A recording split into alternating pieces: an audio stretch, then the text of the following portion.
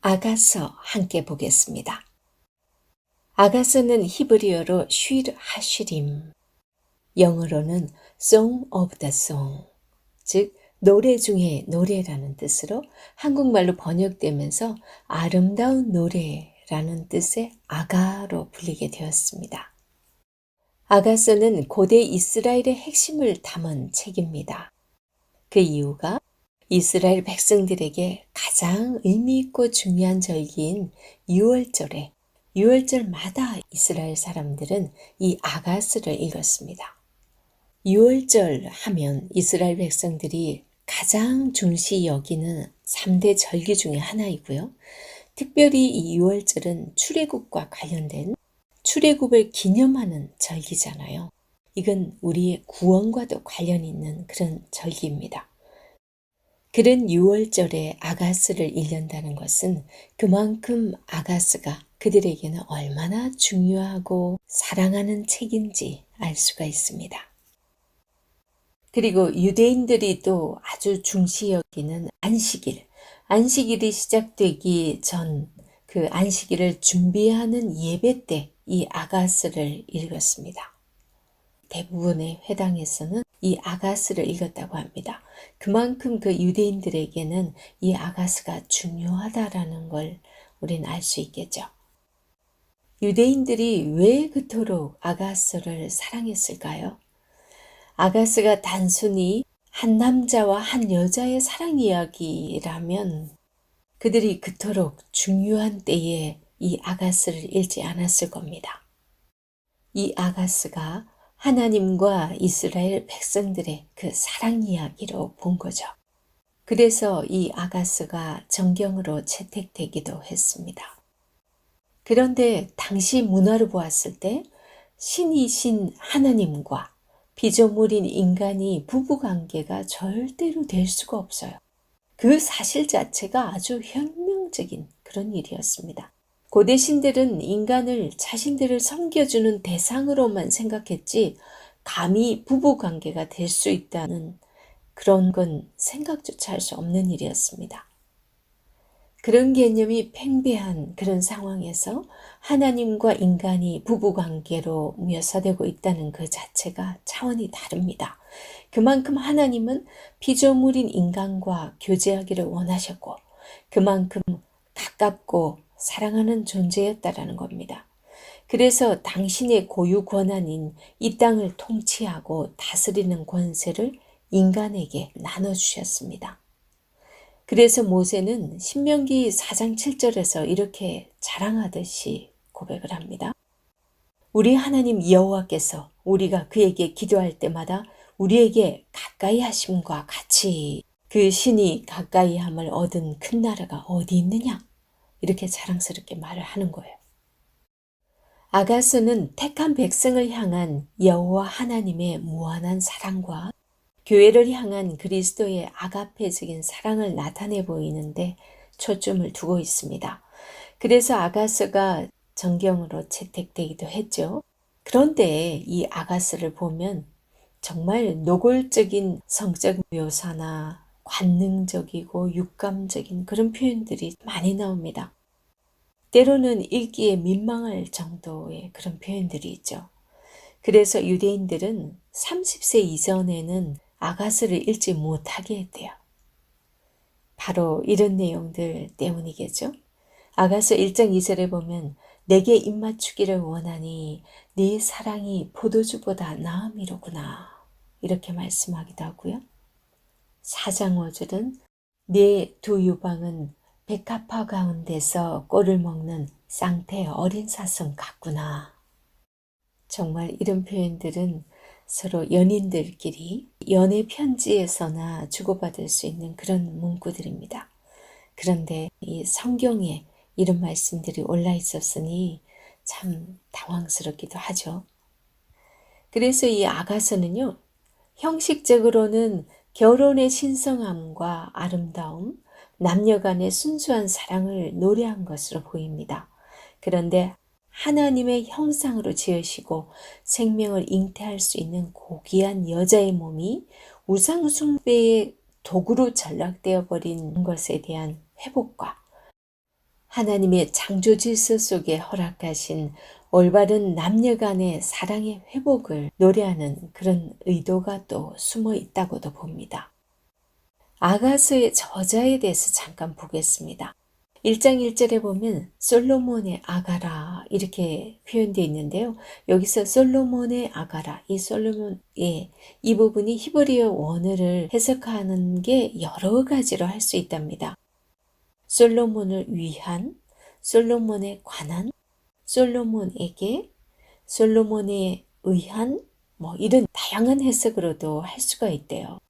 그래서 아가스가 솔로몬이 썼다는 것인지 솔로몬에 관해 썼다라는 것인지 다양한 해석을 할 수가 있겠죠. 하지만 전통적인 해석은 솔로몬의 그 1005편의 노래 중에 하나로 그렇게 보고 있습니다. 그리고 이 아가스를 알레고리적으로 해석할 것인가, 모형론적으로 해석할 것인가 의견이 분분한데요.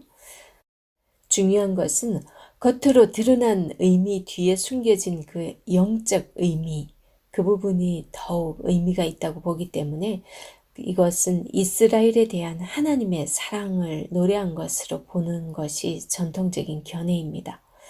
유대인들에게 가장 중요한 절기인 6월절에 이 아가스를 읽었다라는 그거를 보더라도 6월절이 그들에게 있어서는 정말 잊을 수 없는 아주 중요한 절기이죠. 이 아가스를 읽은 그 자체가 자신들이 하나님의 신부로서 여겨주시는 그런 내용으로 아가스를 해석하고 있습니다. 그래서 아가스에 나오는 솔로몬과 술람미 여인의 이 사랑 이야기이지만 이것은 하나님과 이스라엘 백성들의 사랑 이야기라고 그렇게 보는 거죠. 그리고 또 하나는 비슷하긴 한데요. 그리스도와 교회를 상징한다고 보는 것입니다. 이제 신약에 와서 그리스도와 교회의 모형으로서 그리스도가 신랑이시고 교회가 신부로서 이렇게 보는 견해가 있습니다. 아가스의 그 내용이 전개되는 걸 보면요. 왕이 사랑하는 여인에게 자신의 유업이 있는 산으로 함께 가자고 초청을 합니다. 우리가 처음에 예수 그리스도를 만났을 때겠죠.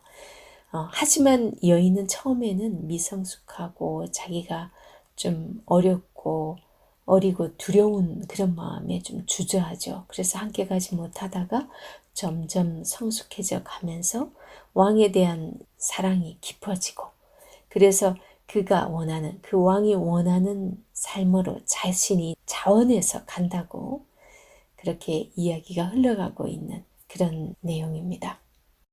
조금 더 달리 해석해보면 예수 그리스도께서 당신이 사랑하는 신부, 그리스도의 몸된 교회인 성도들에게 유업을 함께 이어받을 그 산으로 같이 가자고 초청하는 내용을 이 아가스가 남녀의 사랑의 시작으로 묘사를 하면서 그려주고 있습니다. 너무나 사랑하기 때문에 당신이 가진 모든 것을 함께 나누자고 그렇게 초청을 합니다.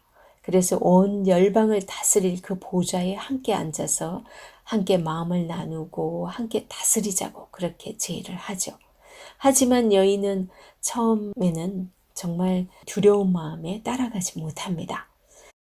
그래서 중간에 갈등의 시간도 갖게 되죠. 하지만 점점 성숙해져 감에 따라서 그분을 닮아가고 그분을 향한 사랑이 커져가면서 그분을 따라 그 산을 스스로 찾아가게 되는 그런 이야기를 그려주고 있습니다.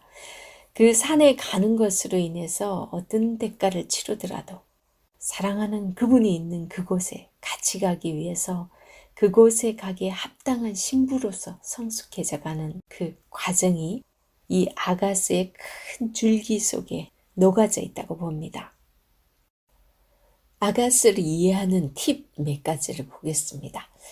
율법의 기초도 사랑인데 아가스의 주제도 사랑입니다. 그런데 아가서는 남녀 간의 사랑 이야기를 소재로 다루고 있습니다. 그 이유는 남녀 간의 사랑만큼 배타적인 것이 없기 때문입니다. 하나님과 하나님의 백성이자 아내인 우리와의 사랑에 대해 그 어떤 것도 끼어들기를 원치 않으시는 하나님의 그 마음이 이 아가스 속에 반영되어 있다고 볼 수 있습니다. 그리고 두 번째 팁은요. 마음을 다하고 승품을 다하고 힘을 다하여 네 하나님 여호와를 사랑하라 라고 신명기 6장 5절에서 말씀을 하고 있는데요. 그러면 어떻게 하는 것이 마음을 다하고 뜻을 다하고 힘을 다하여 하나님을 사랑하는 것인지를 이 아가스를 통해서 우리는 배울 수 있습니다. 그건 어떤 노력도 아닌 사랑하게 되면 절로 그렇게 된다고 봅니다. 그리고 세 번째 팁, 사랑한다는 것이 무엇인지, 사랑에 빠진 사람은 어떤 모습인지, 사랑에 빠진 사람을 보면 주변 사람들의 반응은 어떠한지, 심지어는 그 사랑의 딜레마라고 할 수 있는 중간에 갈등과 그 방황의 시기, 그것까지 남녀의 아름다운 노래와 주변 사람들의 합창을 통해서 사랑의 레시피가 펼쳐지는 노래 중의 노래, 곧 사랑의 노래가 이 아가스입니다. 아가스의 구조를 보겠습니다. 아가스는 두 사람의 아름답고 순결한 사랑을 주제로 담고 있는 연가 형식으로 뮤지컬처럼 5개의 무대로 구성되어 있습니다. 1막은요. 1장 1절에서 2장 7절까지입니다. 여기에서는 사랑의 고백과 함께 사랑이 시작됩니다. 그리고 2막은 2장 8절에서 3장 5절입니다. 이 신부의 방황의 시간들을 그려주고 있습니다. 그리고 3막에서는 3장 6절에서 6장 3절인데요. 혼인식의 노래입니다.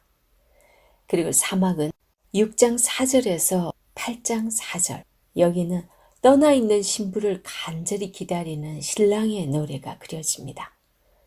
그리고 5막에서는 8장 5절에서 마지막 14절까지인데요. 신랑을 향한 신부의 강한 사랑의 고백이 그려지고 있습니다. 1막에서 사랑의 고백과 함께 사랑이 시작되는데, 이때는 우리가 주님의 은혜로 구원을 얻게 된 그 기쁨에 감격하는 그런 장면이라고 할 수 있습니다. 2막에서는 신부의 방황이 그려지는데, 처음 주님을 영접하고서 병이 날 정도로 뜨겁게 주님을 사랑하게 되지만, 우리도 첫사랑은 굉장히 뜨겁죠. 주님을 처음 만났을 때. 처음 주님을 영접하고 병이 날 정도로 뜨겁게 주님을 사랑하게 되지만, 하나님에 대한 그 사랑이 내 가슴 속에서 깊이 와닿지 않는 그런 시간을 갖게 됩니다. 그래서 내면적으로 갈등하고 방황하는 그런 상황을 그려주고 있습니다. 그리고 3막에서는 혼인식의 노래인데, 하나님을 믿는다는 것이 너무 좋고 가슴 벅찬 신앙생활을 하는 그런 부분을 노래하고 있습니다.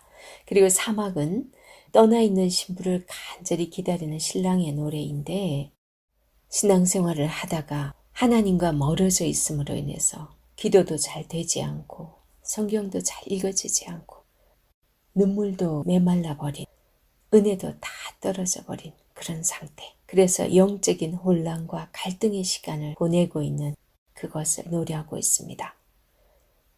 그리고 이제 5막에서는 신랑을 향한 신부의 강한 사랑의 고백이 담겨 있습니다. 변함없으시고 불같은 하나님의 그 사랑을 이제 깨닫게 되었습니다. 그래서 모든 것이 문제는 내게 있었구나. 하나님은 언제나 나를 향한 그 사랑은 변함이 없는데 내가 문제가 있었어. 나 때문이었어. 그 사실을 깨닫고서 이제 죽음을 불사할지라도 그분을 사랑할 것을 이제 고백하고 있습니다.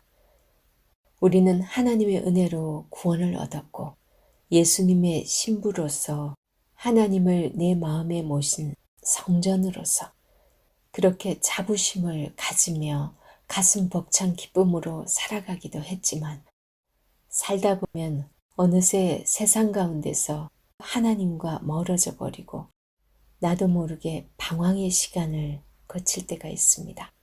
아가스는 그런 과정을 통해서 하나님 아버지와 어떻게 친밀한 사귐과 만남을 가질 수 있는지를 우리에게 보여줍니다.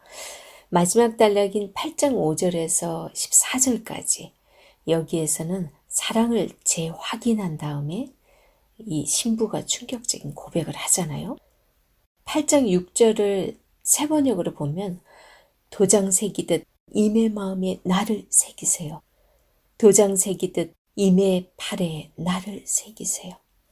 사랑은 죽음처럼 강한 것, 사랑의 시샘은 저승처럼 잔혹한 것, 사랑은 타오르는 불길, 아무도 못 끄는 거센 불길입니다.